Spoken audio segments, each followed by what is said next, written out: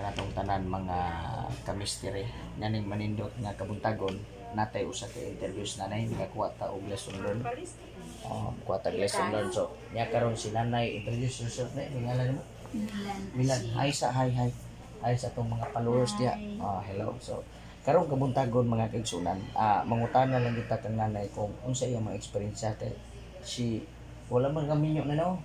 Wala ka ninyo. So ato kaon ang mga ideya sa diyang dalaga pa siya. Unsa yung mga rason nga nung wa gyud siya ni punto sa kaminyoon. Unya unsa pud ang iyang karong gibati nga wa gyud siya nakadesisyon sa kaminyo. Sige nay. Ato gikuan sugod sa imong pagkabatan unay. Ato yung kasi nanay sige nay. Tungod si anyos ako, dalaga dako. Pagka kuan ako nag 15 years old na ako nagustuhan nga lalaki. Tapos di man nahigugma. Higugma gayud ako pala. Ikaw ang nahigugma. Ako ang nahigugma, ang lalaki wa mahigugma sa kuwa. Di karon pagka 13 years old na ko ato. Pila edad 30? 13 years old ako. Inaadto ko Manila. Nanarbaho ko dito sa Manila. Unsay mga rasunay nga wala gyud ka magminyo? Ang di na ko ganahan parang nawala nga ako gugma. Okay. Sige, unsa pa nay? Unsa pa ganito yung rason nga imong gisulti nay? Wa po kay nga experience ni? Unsa ganito nay katong experience kay hadlok mga anak, Ako mga pag-umangkon nako mga minyo na kay gagmay pa nga ako mga pag-umangkon, 5 sila. Ako nag-alaga sa ilang tanan. Karon naminyo sila, nanganak sila, nahadlok man ko.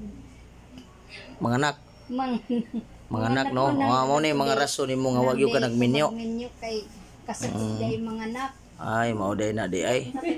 Okay. So mura na imong rason. Wala na lain pa. Karon sa edad nga si tintanay. Unsa may imong gibati karon do na bay gamayng pagmahay unsay mga gipangbati? Sige. Medyo na ang pagkamahay pero nalampas naman yan. Bidawat ko na laman. Manang ako kuan. Kunasa ko dapit. Trabaho dito sa mga pag-umangkon mo nilang ako kuan. So lisod yun. Wa gyud kay resting place no? Wala. Ampuy ba na? Uy anak. Nay ako pag-umangkon nga lalaki. 31 ng edad nga lalaki. Ging na nako nga ayaw di ka pwede nga di ka magminyo. So ikaw na gyud nitambag ginoon? Ayaw ako gitambagan kay ako naglisod man kuron ako kay ngadto nga riraman ako sa ako pag-umangkon. Unsay imong matambag sa ato ang mga dalaga nga ang prinsipyo murag mulapas naglangit? Mga gahi pas kagang. Sige, unsay imong tambag? Dapat sila magminyo. Amen. Unsay mga rason? Unsay mga rason ngano? Kung wala ka may pamilya, mga ginikanan ninyo na mga tigulang na at least kayo na ay inyong makagabay sa inyong mga anak. Okay. So blessing gyud ang kaminyoon. Dili gyud siya burden no. Kay uban madlok man kay mahal daw ang bugas, tilaw-tilaw sa daw nay. Musugot ka ng tilaw-tilaw sa nay. Di man po pwede sa ako kung ako kabay na. Kay si nanay, grabe nagdelikadisa sa nanay. Sa una di gini Kuan ako nang tamo na akong lalaki nga dili ko makagusto sa itsura ganon. Biyaan dayon, labay sa kanal. Pero mo na imong advice na nga ang kaminyoon blessing dili gyud siya gara-gara no. Dapat gayud sila magminyo.